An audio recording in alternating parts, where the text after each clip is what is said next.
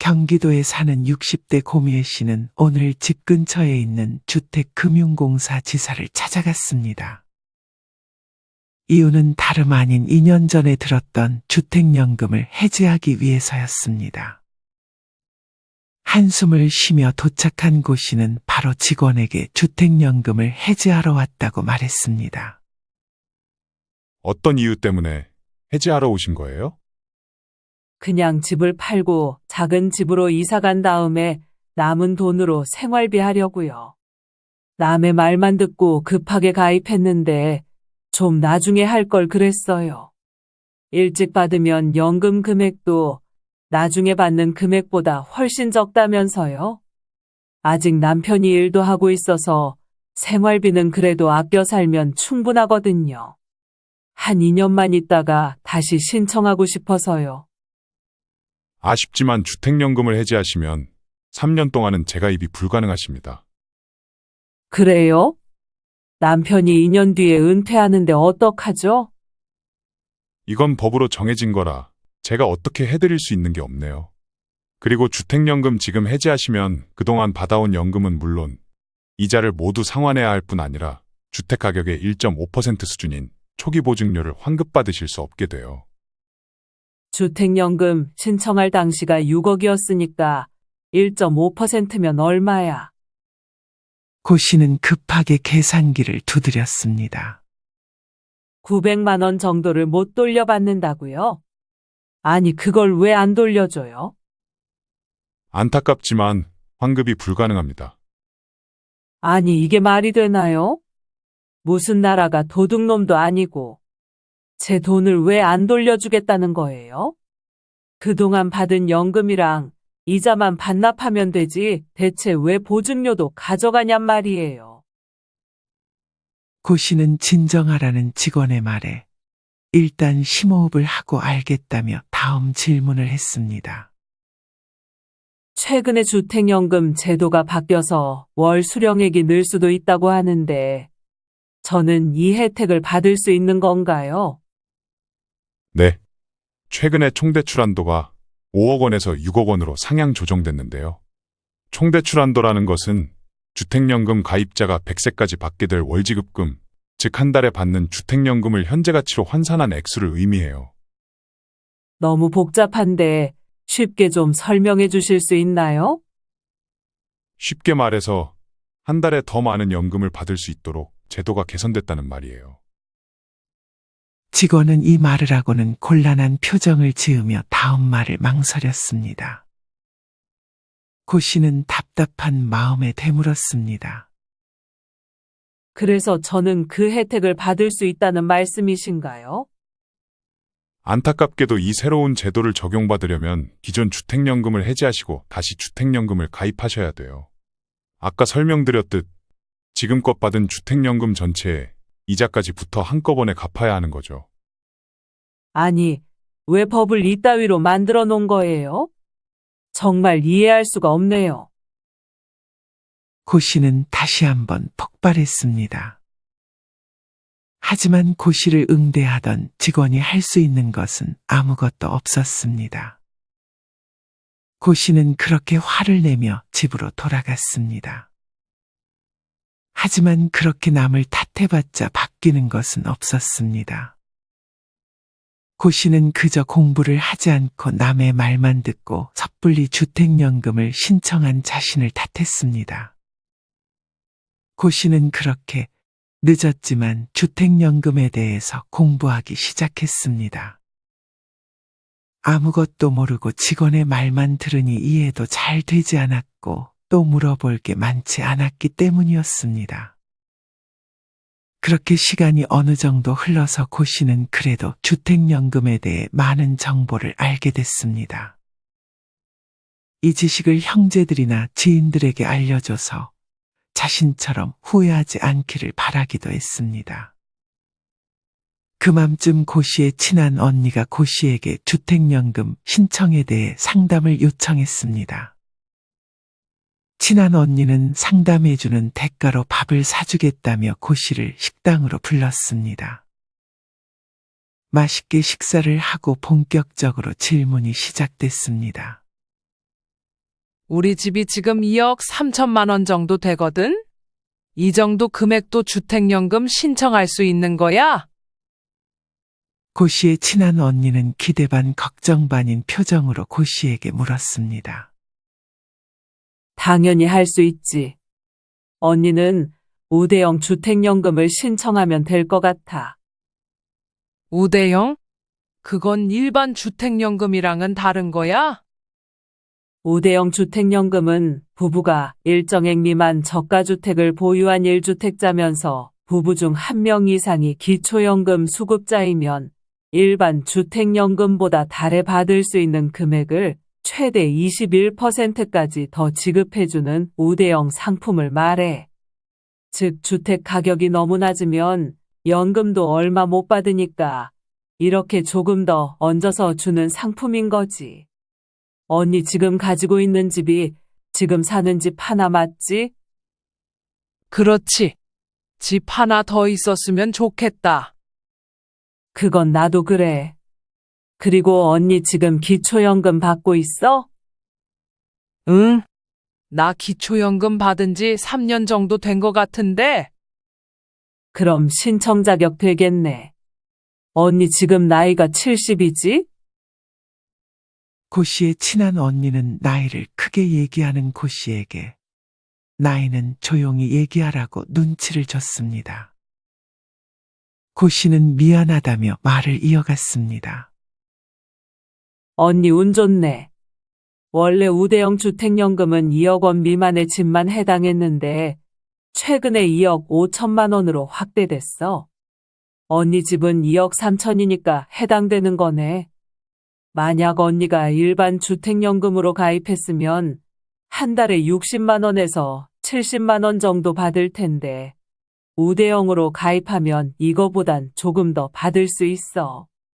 정확한 금액은 아마 주택금융공사 지사에 가서 직원한테 물어보면 잘 계산해 줄 거야.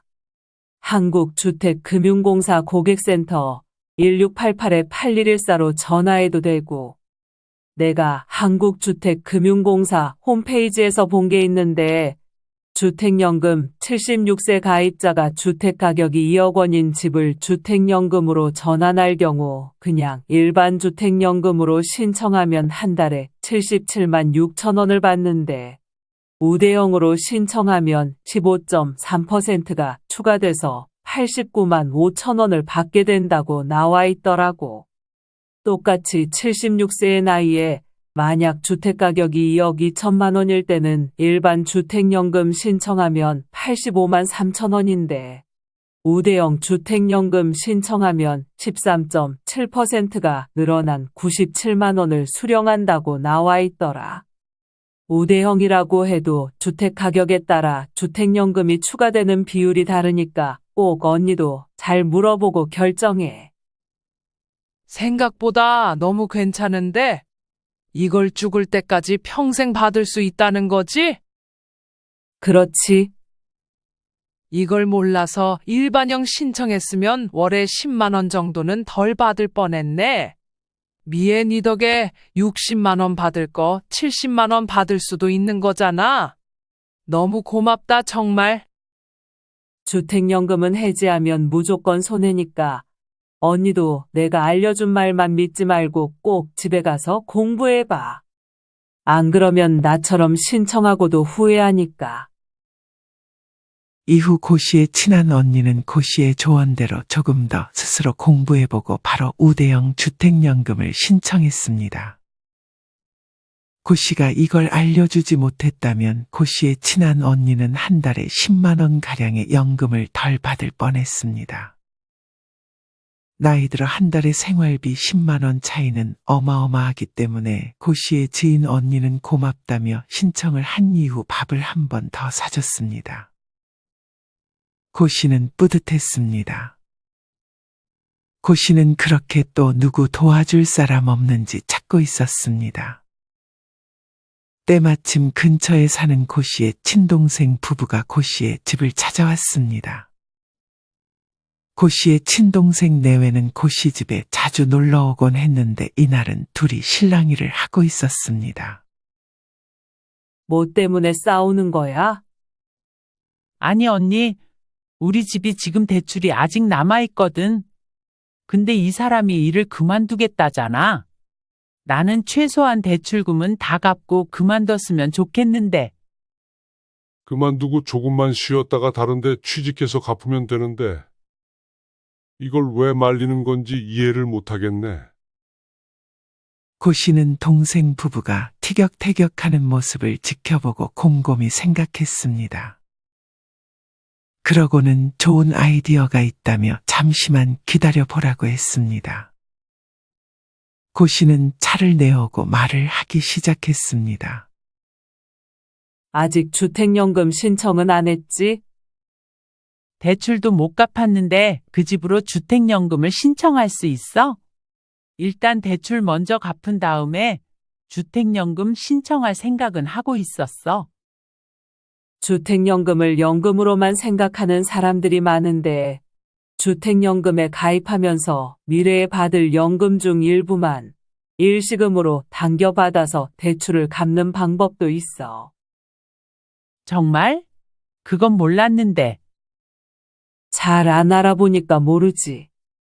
주택담보대출을 갚을 만한 목돈이 따로 없는 사람들을 위해서 만들어진 건데 지금 너랑 재부 상황에 딱이네. 좀 더 자세히 설명해 줄 수 있어? 일단 여기에는 두 가지의 방식이 있어. 첫째는 종신혼합 방식인데 이 방식은 대출한도의 50% 이내로 인출한도를 설정할 수 있어. 일시금으로 미리 받고 나머지에 대해서만 연금을 다시 계산해서 받는 거지. 대출한도를 설정하는 방식은 너가 재부보다 어리니까 너가 100세까지 지급받을 주택연금 전부를 현재 시점의 가치로 바꾼 다음에 측정하는 거야. 예를 들어서 만약 네가 61세부터 매달 100만 원씩 받을 것이라고 가정을 해볼게. 61세부터 100세까지 총 40년 달로 치면 480달이잖아. 여기다 100만 원을 곱하면 4억 8천만 원이 대출한도인 거야. 최대 5억 원까지만 설정 가능해. 여기서 50% 이내로 인출한도를 설정할 수 있으니까 2억 4천만 원 정도를 미리 받을 수 있는 거지. 정확하게는 여기서 뭔가 또 빠지거나 하는 게 있을 수 있지만 얼추 비슷할 거야. 61세부터 100만 원 받는 대신 일시금으로 2억 4천만 원을 받게 되면 61세부터 연금을 50만 원 정도씩만 받게 되는 방식인 거야. 이해가 돼? 어쨌든 연금액이 줄어드는 대신 일시금을 미리 지급받아서 주택담보대출을 갚을 수 있다는 말이네. 내가 생각했을 때 재부가 공무원 생활 오래 했잖아. 국민연금도 어느 정도 받을 거니까 주택연금은 조금만 받더라도 일단 대출 먼저 갚는 것도 좋은 방법인 것 같은데? 언니 아까 두 가지 방식이 있다고 하지 않았어? 하나는 뭐야? 하나는 우대혼합 방식인데 아까 설명했던 종신혼합 방식은 대출한도의 50%라고 했잖아. 우대혼합 방식은 대출한도의 45% 내에서 받을 수 있고 이 방식은 아까 말했던 종신혼합 방식보다 연금을 한 달에 최대 20% 더 받을 수 있지만 기초연금 수급자이면서 1억 5천만 원 이하 주택 보유자만 해당돼서 너한테는 해당 안 돼. 그건 좀 아쉽지만 언니가 알려준 거 나도 다시 알아보고 결정해 봐야겠네? 너무 좋은 정보네요. 아, 그리고 주택연금 가입 시에 담보 제공 방식도 두 가지가 있어. 조금 머리 아프지? 이것까지만 설명해 줄게. 하나는 저당권 방식이고 하나는 신탁 방식이야. 전문가들은 보통 신탁 방식이 장점이 많다고 하더라고. 가장 큰 차이 하나만 알려줄게. 저당권 방식을 선택하게 되면 가입자가 사망한 뒤 배우자가 주택연금을 승계받을 때 자녀에게 동의를 얻어야 해. 하지만 신탁 방식으로 가입하면 주택 소유자 사망 시 배우자에게 연금 수급권과 주택 거주 권리가 자동으로 승계돼. 우리 조카가 그럴 리는 없겠지만 간혹 주택연금 반대하는 자식들이 있으니까 괜히 저당권 방식으로 하지 말고 신탁 방식으로 신청하는 게 좋아. 그렇게 고 씨의 동생과 제부는 고 씨의 말대로 주택연금 종신혼합 방식을 선택해서 대출금을 전부 갚고 매달 줄어든 금액의 주택연금을 받았습니다. 주택연금 받을 게 줄었지만 국민연금을 어느 정도 받고 있었고 무엇보다 빚을 다 갚았다는 것이 동생 부부의 마음을 편하게 해주었습니다.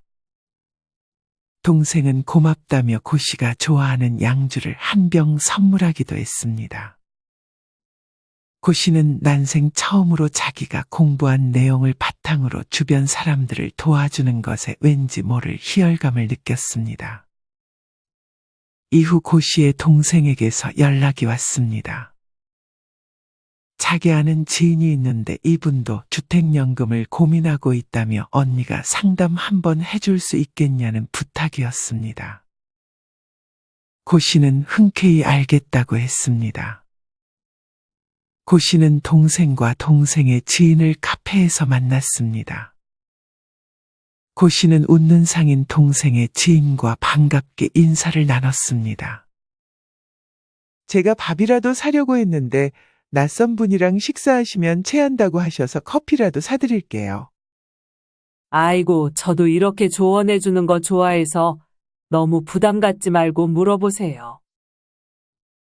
그렇게 커피를 시키고 커피가 나오기도 전에 동생의 지인은 자신의 상황을 말하기 시작했습니다. 들어보니 일단 젊을 때 많이 받고 나이 들어서는 돈 쓸 일이 많이 없을 것 같아서 조금 받고 싶다는 말씀 같은데 맞나요? 네, 정확해요. 아무래도 젊을 때가 돌아다닐 때도 많고 나이 들어서 집에만 있으면 돈 쓸 일도 거의 없잖아요. 아무래도 그렇죠. 그러면 주택연금 초기증액형을 신청하시면 될 것 같아요. 초기증액형? 그건 뭐예요? 주택연금 지급 방식이 크게 총 3가지인데 첫 번째는 정액형, 두 번째가 아까 말씀드렸던 초기증액형, 그리고 마지막으로 정기증가형이 있어요. 정액형은 주택연금 신청한 시점부터 평생 똑같은 금액의 연금을 받는 거고, 정기증가형은 3년마다 4.5%씩 일정하게 증가한 금액을 주는 거예요. 즉, 처음에 조금 받았다가 나이가 들수록 더 많이 받는 셈이죠.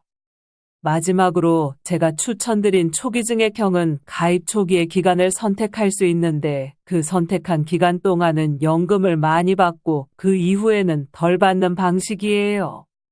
65세부터 74세까지 많이 받고 75세부터는 덜 받는 걸 선택할 수도 있고 65세부터 69세까지만 많이 받고 70세부터는 이전에 받았던 연금보다 덜 받는 방식을 선택할 수도 있어요. 만약 100만 원씩 많이 받다가 선택한 기간이 끝난 다음부터는 70만 원 정도의 연금으로 생활하는 거죠. 일단 초기 증액형을 선택하시고 얼마 기간 동안 더 많이 받을지만 결정하시면 될 것 같아요. 제가 알기로는 3년, 5년, 7년, 10년 중 하나를 선택할 수 있어요. 65세부터 받는다고 가정했을 때 3년이면 67세까지만 많이 받는 거고 7년이면 71세까지 많이 받는 걸로 생각하면 돼요. 저는 무조건 똑같은 금액으로만 받는 줄 알았는데 아니었군요. 어떻게 이런 것까지 다 아세요? 정말 많은 도움이 됐어요. 그 외에도 고 씨는 주택연금 신청할 때 알아야 할 많은 정보들을 알려줬습니다. 그렇게 동생의 지인은 고 씨에게 고맙다며 카페에 있는 디저트들을 집에 가져가라고 많이 챙겨줬습니다. 이렇게 나와주고 알려준 것에 감사해 수고비까지 건네려고 했지만 고 씨는 됐다며 거절했습니다. 고 씨는 이렇게 사람들에게 도움을 주니 자존감도 점점 올라갔습니다. 이날 이후 얼마 안 가 이번에는 동생이 아닌 제부에게서 연락이 왔습니다. 자기 아는 형이 있는데 예전에 주택연금을 신청했다가 해지한 후 3년이 지나 다시 신청할 수 있는데 이번에는 조금 신중하게 신청해보고 싶다는 이유에서 고 씨에게 부탁했습니다. 그렇게 고 씨는 흔쾌히 제부에게 자신의 연락처를 알려주라고 했고 조금 있다가 고 씨의 휴대전화로 제부의 지인이 전화가 왔습니다. 자초지종을 들어보니 제부의 지인은 어느 정도 경제적으로 여유가 있는 사람이었습니다. 지금 집에서 살다가 나중에 실버타운을 들어갈 생각을 하고 있었습니다. 제부의 지인은 얼마 전에 실버타운에 들어가도 주택연금을 신청할 수 있다는 뉴스를 보고 이 사실을 제부한테 말했는데 제부가 고 씨를 소개해주겠다고 해서 연락이 온 것이었습니다. 안 그래도 최근에 이와 관련해서 법이 바뀌었는데 고 씨도 이에 대해 미리 공부를 해둔 상태였습니다. 지금 알고 계신 대로 실버타운에 들어가셔도 주택연금을 받을 수 있어요. 그게 끝이 아니에요. 연금도 받고 임대를 줘서 소득까지 올릴 수 있어요. 네? 정말요? 저는 연금 받을 것만 생각하고 있었는데 새까지 줄 수 있어요? 네. 실버타운에 입주하면 원래 살던 집이 비잖아요. 굳이 집을 비워둘 필요는 없으니까 전세나 월세로 줄 수 있어요. 제가 아는 어떤 분은 주택연금 300만 원에 월세 300만 원 받으면서 실버타운 들어가기도 했고 또 어떤 분은 주택연금 200만 원 받으면서 월세로만 70만 원을 받고 일본 가서 살면서 건보료도 안 내고 있어요. 동남아나 일본 가서 장기 체류하면 건보료도 안 내니까 엄청 좋다면서 저한테 연락이 왔더라고요. 직접 그렇게 하는 분이 계시다니 더욱 신뢰가 가네요. 실버타운 들어가는 걸 미루고 있었는데 얼른 들어가고 연금이랑 월세도 받는 게 좋겠네요. 제 지인은 집 팔고 노인복지주택에 들어가려고 계획 중인데 노인복지주택에 들어가도 마찬가지로 연금에 월세까지 받을 수 있어요? 네, 그럼요. 양로시설이랑 노인 공동생활가정까지도 가능해요. 정말 감사합니다. 큰 도움 됐어요. 제부의 지인은 카카오톡으로 고 씨에게 한우 세트를 선물로 보내줬습니다. 고 씨는 자신의 지식을 비록 돈으로 바꾸는 것은 아니었지만 그냥 자기가 아는 거 알려주는 대가로 좋은 선물들을 많이 받으니 돈을 버는 느낌이었습니다. 그리고 누군가에게 지식을 알려주는 것이 이렇게 자기와 맞는 일인지도 처음 깨달았습니다. 이후 모처럼 고 씨의 집에 오피스텔에 사는 아들이 놀러 왔습니다. 고 씨는 오랜만에 본 아들이 반가워서 그간 자신이 지인들을 도와줬던 일들에 대해 신나게 말했습니다. 고 씨의 아들은 그런 엄마를 자랑스러워했습니다. 고 씨의 아들은 갑자기 궁금증이 생겨 물었습니다. 엄마, 그러면 제가 사는 오피스텔 같은 곳도 주택연금 신청이 가능해요? 그런 아들의 질문에 고 씨는 신나서 다시 얘기를 꺼내기 시작했습니다. 오피스텔도 신청이 가능해 이제. 다만 오피스텔은 기존 주택처럼 공시가격이 없는 경우에는 재산세와 같이 과세 선정 기준이 되는 시가표준액이나 시세 그리고 감정평가액을 순서대로 적용해서 판단하게 돼. 이뿐 아니라 오피스텔로 주택연금을 가입하려면 조건이 있어. 그 조건이 뭐예요? 주택연금 가입하려는 당사자가 해당 오피스텔에 주민등록을 전입해서 실제로 살고 있어야 돼. 그리고 부엌 등의 기본적인 주거시설을 갖춘 곳이어야 하고 지방세, 세목별, 과세증명서상 주택으로 기재되어 주택분 재산세가 과세되고 있어야 가입이 가능해. 말이 좀 어렵긴 하지? 네. 그 이상은 안 물어볼게요. 그러면 연금 받는 금액은 동일해요? 주거 목적 오피스텔은 일반 주택에 비해서 연금이 조금 덜 나오긴 해. 예를 들어 70세에 3억 원 하는 일반 주택을 주택연금 신청할 경우 월에 88만 6천 원 정도를 받지만 같은 나이에 같은 가격대, 즉 70세에 3억 원 하는 오피스텔에서 주택연금을 받으면 73만 6천 원 정도만 받을 수 있어. 덜 받긴 하지만 그래도 오피스텔도 신청은 할 수 있다는 점이 좋네요. 갑자기 한 가지가 더 궁금한데요. 제가 요새 부동산을 공부하고 있는데 저도 나중에 다주택자가 되고 싶거든요. 다주택자도 주택연금 가입할 수 있어요? 우리 아들 공부 열심히 하고 돈 많이 벌어야겠네. 작년부터 다주택자도 가입할 수 있게 바뀌었어. 가입 기준이 공시가 12억 원으로 올라가면서 자기가 가지고 있는 주택의 합산 가격이 12억 원 이하만 된다면 집이 여러 개라도 신청할 수 있어. 당연히 여기에 주거 목적 오피스텔도 포함되고. 그렇군요. 저도 미리미리 공부해야겠네요. 고 씨는 아들에게 자신이 무언가를 가르쳐 줄 수 있다는 사실에 기분이 좋았습니다. 그렇게 고 씨는 지속적으로 주택연금을 공부해서 주변에 집을 가지고 있는 사람들에게 조언을 이어나가고 있습니다.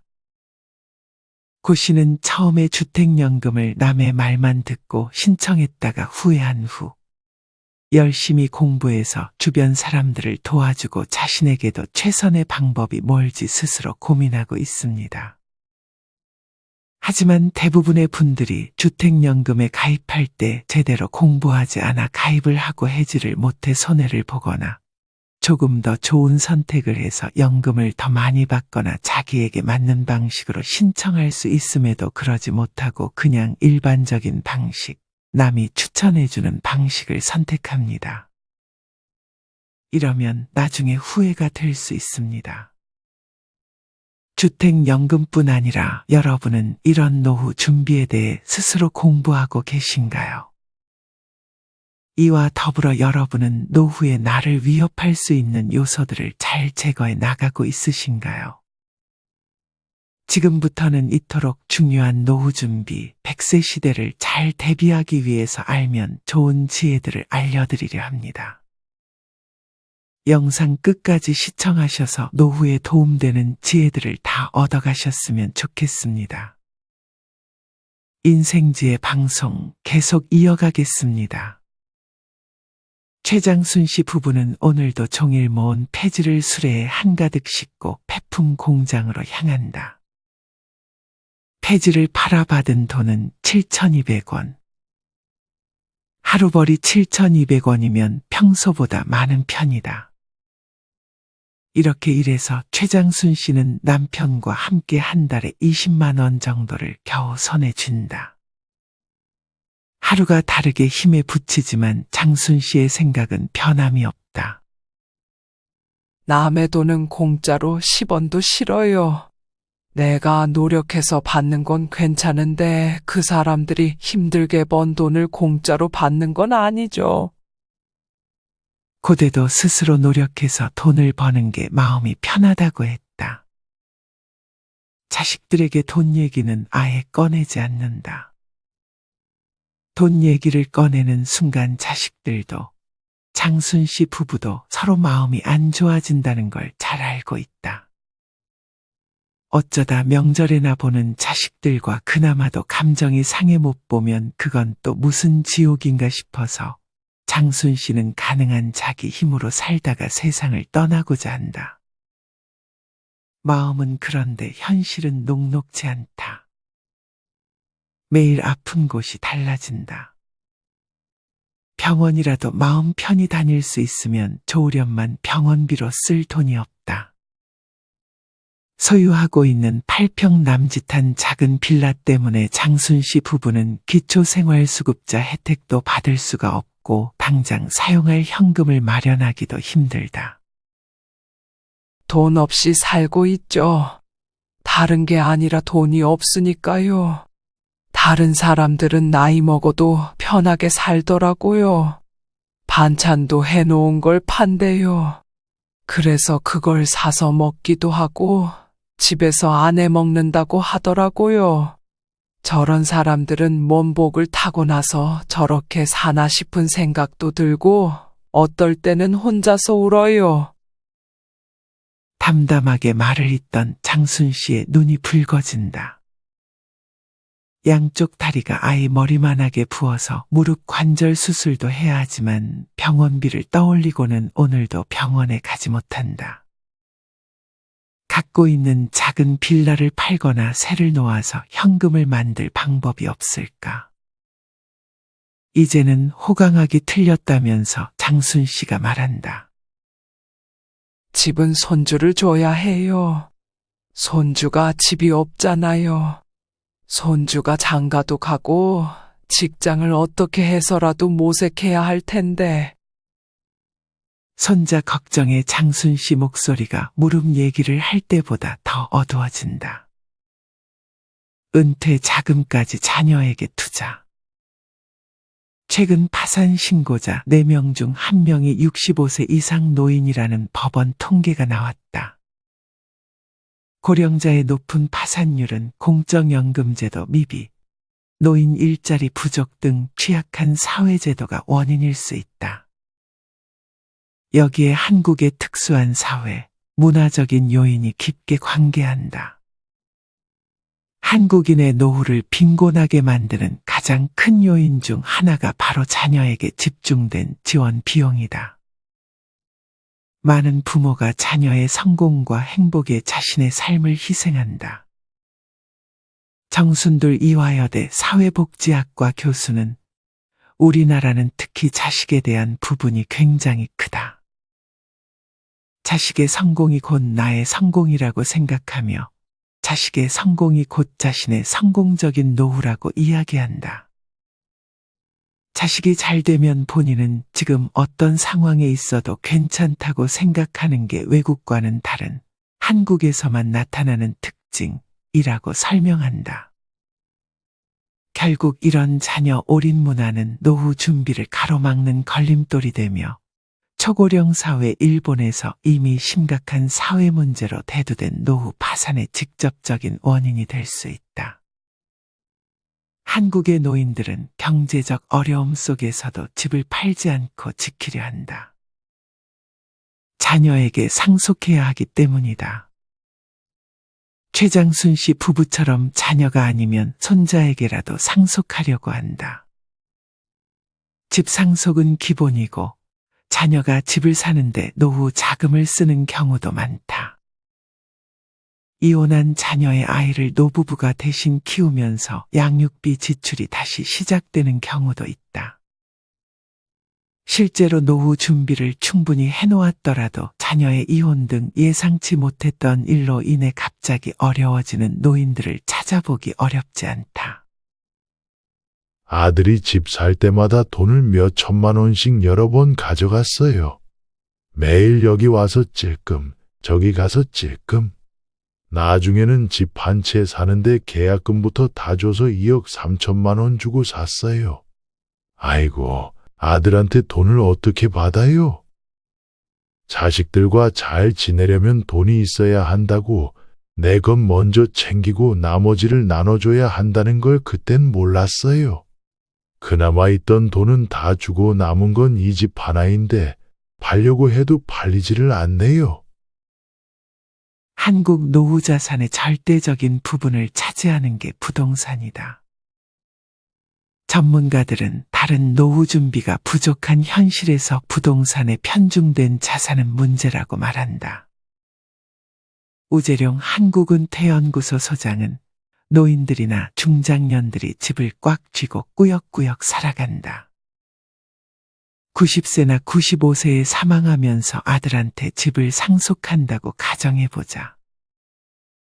아들이 70세에 그 유산 상속을 받는 거다. 이걸 노상속이라고 하는데 부모가 아낀 의미가 전혀 없이 형편없는 모습이 되는 거다. 라며 부동산 상속을 제고하라고 조언한다. 아직 소득이 안정적인 세대는 집 크기를 줄이고 자녀 사교육비를 줄여 저축을 늘려야 한다. 특히 과도한 자녀 교육비 지출이 노후 파산을 예고한다는 분석은 여러 전문가들에게서 공통적으로 나온다. 사교육비만큼 줄어드는 저축, 자녀가 대학을 다닐 때쯤 퇴직해 줄어드는 소득, 자녀 결혼을 위한 목돈 지출 등 노후 파산의 위험 요소는 점점 늘어난다. 자식은 자식, 나는 나. 70대 중반인 조은아 씨 부부는 살던 집에 거주하며 주택을 노후 자금으로 쓰고 있다. 노후를 자녀에게 의존하지 않고 스스로 해결하기 위해 주택연금에 가입했다. 주택을 담보로 현재 살고 있는 집에서 사망 때까지 평생연금 방식으로 일정액을 지급받을 수 있다. 조은아 씨는 집에서는 돈이 나오지 않는다는 현실을 직시하고 매달 현금이 나오는 방법을 준비했다. 매달 연금이 나온다는 건 정말 든든한 일이다. 은하 씨는 말한다. 내 말년에 자녀들에게 짐이 될 수 있다는 게 제일 부담스럽거든요. 애들에게 그 경제적인 부담을 주지 않아도 되잖아요, 이제. 남편 고신용 씨도 만족스럽다. 미리 준비해야죠. 사전에 준비한 결과물이 노후에 오는 거예요. 부부는 작은 텃밭도 구입했다. 소일거리로 블루베리 농사도 짓기 시작했다. 노후를 어떻게 보낼지 부부가 구체적인 계획을 세우지 않았다면 지금의 여유도 없었을 것이다. 노후에 대한 장기적인 계획이 중요한 이유다. 열심히 고민해서 세운 계획이 현실적으로 실행되는 것 같아서 참 다행이라고 생각해요. 조은아 씨 부부는 주택연금을 충분히 활용하고 필요 없는 소비를 줄이는 것으로 여유를 찾았다. 자식과의 거리도 적절해졌다. 부부가 편하고 여유롭게 잘 사는 것이 멀리 생각하면 자식을 위해서도 좋다.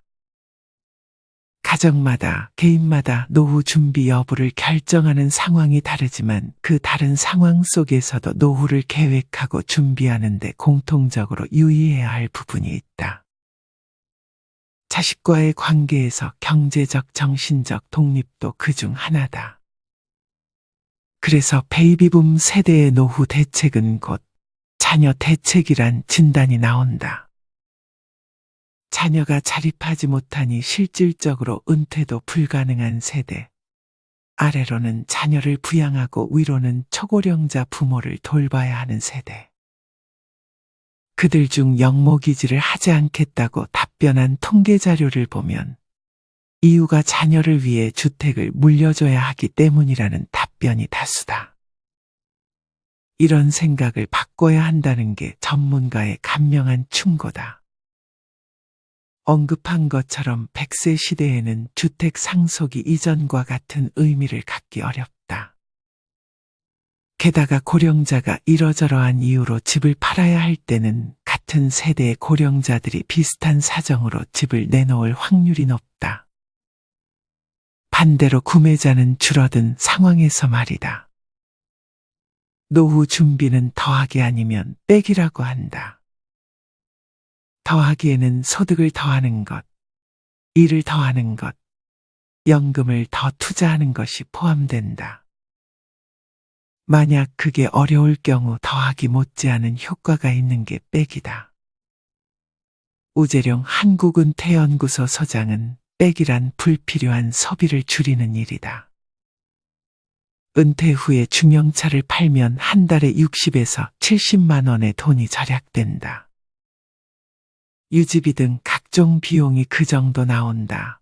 라며 소비를 줄이는 방식의 노후 준비를 제안한다. 여유 있는 노후를 위해 돈은 꼭 필요하다. 그러나 넉넉한 노후 자금만으로 행복한 노년이 가능해지는 건 아니다. 은퇴 후 노년이 가지게 되는 공통된 특징과 사정이 있겠지만 한편으로는 나이와 상관없이 행복한 삶을 위한 공통된 조건도 있다. 돈과 건강, 가족을 비롯한 정서적 지지를 주고받을 수 있는 관계, 삶의 가치에 부합하는 직업 등 20대 삶에서 중요한 건 80대, 90대 삶에서도 중요하다. 더 필요하고 더 중요한 게 있거나 반대로 조금 덜 필요하고 덜 중요한 게 있을 뿐이다. 여러분은 노후 준비와 주택연금 관련해서 어떤 생각을 가지고 계신가요? 누군가는 주택연금이 노후에는 꼭 필요하다고 얘기하고, 누군가는 다 장사꾼이라며 주택연금을 싫어하기도 합니다. 이는 각자의 상황에 따라 잘 판단하면 되는 문제이지 주택연금이 좋다, 안 좋다의 문제는 아닌 것 같습니다. 그보다는 남의 말을 듣고 결정하는 것이 아닌 스스로 공부해서 후회 없는 선택을 하셨으면 좋겠습니다. 오늘의 영상이 여러분에게 조금이라도 도움이 되기를 바라며 이상으로 오늘의 영상을 마치겠습니다. 우리 모든 구독자분들의 행복한 여생을 응원합니다. 다음에 더 좋은 내용으로 찾아뵙겠습니다. 감사합니다.